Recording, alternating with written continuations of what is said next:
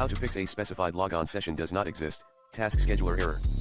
To fix a specified logon session does not exist, task scheduler error, you simply try enabling the network access. Do not allow storage of passwords and credentials for network authentication policy at security settings local policy security options in secpol.msc.